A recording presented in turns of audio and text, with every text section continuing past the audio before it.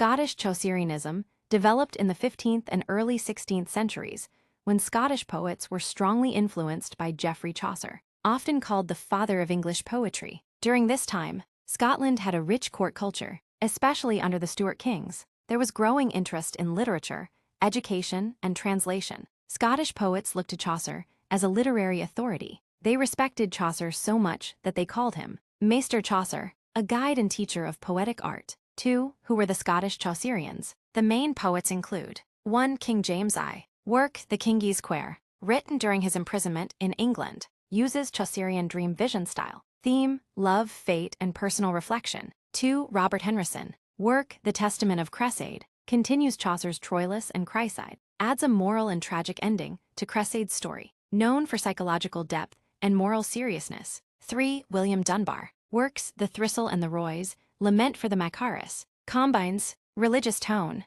satire and humor, aureate diction, ornate language, more stylistically rich than Chaucer. 4. Gavin Douglas. Work, Translation of Aeneid, first to translate a classical epic into Scots language, uses highly elaborate and aureate style. 3. Main features of Scottish chaucerianism. A. Influence of Chaucer, use of dream vision.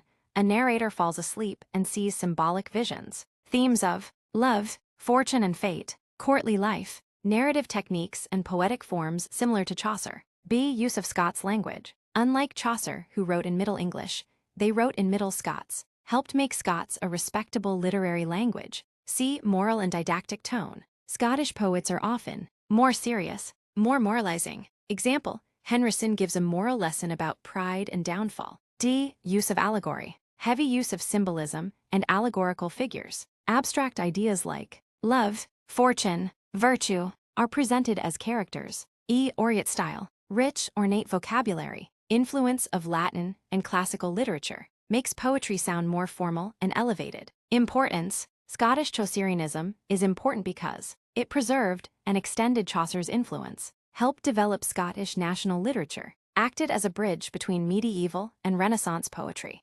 encouraged use of vernacular, local language in literature. Scottish chaucerianism refers to the tradition of 15th, 16th century Scottish poets who were deeply influenced by Chaucer's themes and style. However, they did not simply imitate him. They adapted his techniques, added moral seriousness, and developed a distinct Scottish literary voice, often using aureate diction and allegory. This movement played a key role in shaping early Scottish literature.